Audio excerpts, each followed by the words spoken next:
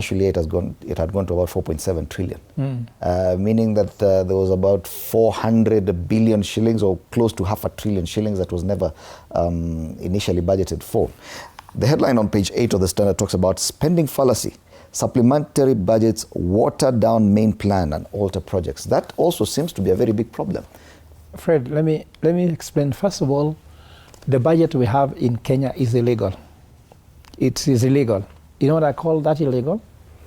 Because it does not comply with the law, first of all. That's why I'm so ashamed with the members of parliament. No matter which side is shouting. Like those guys that were shouting in Thika. Just go to parliament and fix this thing from there. Having a budget which has 17% on development, 83% on expenditure is illegal according to the law. And members of parliament sit to listen to it. In some countries, it cannot be tabled. It cannot even be tabled. It will be rejected at the committee level. When I saw the majority leader, minority leader, all the leaders, speakers taking photos with that briefcase, carrying an illegal budget, I was so heartbroken, because that's not supposed to happen.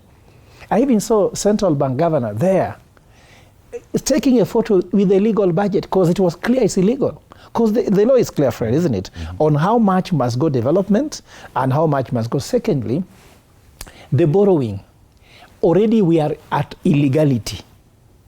We are at illegality. We shall talk about that. I'm saying even that estimate. Let me talk about this one. Last year they projected that the budget was going to be 4.2. It went to 4.7 trillion. But look, in that budget, the deficit was going to be something like 1.1 trillion.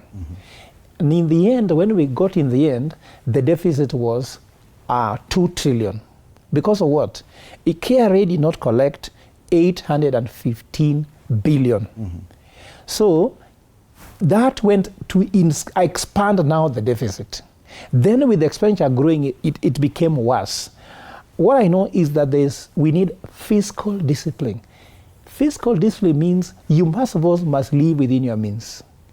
Secondly, as budget, implement as per budget.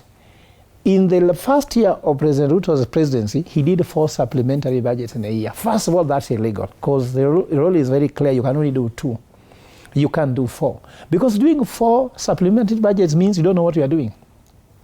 You can plan your life. Can you imagine as a husband at home that you can change a budget 4 times in a year? Where you even take kids from this school to that school. You move this, your wife was going to a salon here, you take him the other side. It shows that it doesn't work. And for me, even you talk about the State House budget, Fred, the fundamental problem here is that we have one of the largest ministry in government which needs to be shut down. The largest consumer of money as a means in government called Ministry of Corruption. What I'm trying to say, when during Uhuru Kenyatta, they said they're losing 2 billion per day. Then last year, but one, they said corruption has doubled, meaning we are losing 4 billion per year. We are collecting 9 billion per day. We are losing 4 billion per day. That is 42% of money going to corruption. Control of Budget has talked about budgeted corruption. So even if you are talking about the State House expenditure to we're just using State House as an example. Yes, so State House expenditure, if you ever get the actual expenditure of State House, you'll discover that actually that's 17 billion, maybe 50% are budgeted corruption. They are not actual expenditure. And creating this thing, or saying I'm creating state lodges, could be a strategy to allocate money anywhere. You see, even we saw last time somebody saying that we are taking money in capitation in a school which don't exist. So some more State House being gazetted there, we don't know. You talk about Rimuruti, have you gone there and seen there's a State House there? And then they say they are protected areas, so you can't go to verify. You get me? Who actually has verified that these state lodges, the money going there, actually are going to the right places? The other thing which I want to say here is clear, Fred. Kenya do not have a revenue problem. Kenya has expenditure problem. We are spending too much, then corruption problem. Because if you look at this, why are we spending too much? That's the question. Because okay, fine. Is it? And I raised the question was: is it an issue of planning? I understand now the State Department of Planning is under Treasury now. It used to be a different ministry. It used to be Ministry of Planning, and then Finance was separate. Treasury now combines all of them. Could that be the problem? Or Fred, clearly, let me put this one very, very, very candidly to you. I've told you already, we are having in illegal ways of running the economy. Parliament have lost their role. They are not doing the oversighting because that could have ended right there. If you want to know also, we're having a problem of incompetence in running the economy. Why I'm saying so? When Uhuru left government, our budget was 3.1 trillion, right? Now we are doing 4.82 trillion. That is a 60% growth in budget. But let me flip this to you. Don't call that thing budget, call it expenditure. Because they call it a budget to make it look like it is something good, it's expenditure. How do you grow expenditure? By 60%. While the economy or revenue collection is growing by 4 or 5%. Tell me any business you ever run where your expenditure is growing at 60% while your revenue is growing at 3%, even if you are doing a kiosk or you are running a hospital or you are running let's say a hotel, or if you are just running this media house, even TV47.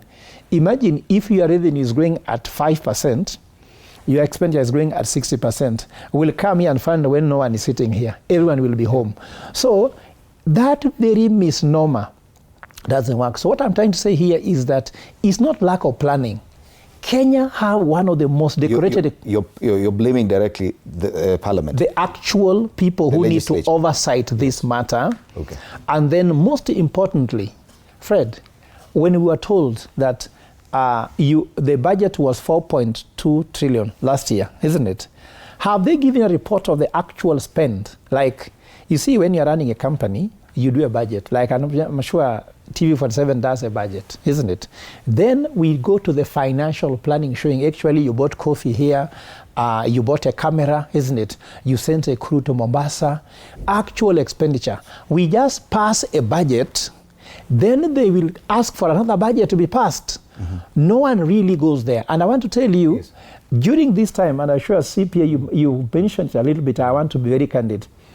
When Mbadi was writing the budget, I'm aware he was told by his boss, whatever you do with the finance bill or the budget, if anybody goes to the street, you lose your job. So they managed us in a certain way. Who do we blame? That you don't see what's happening, but actually the same thing that happened in 2024 happened again. Hesbon, who do we blame for this? No, I think like you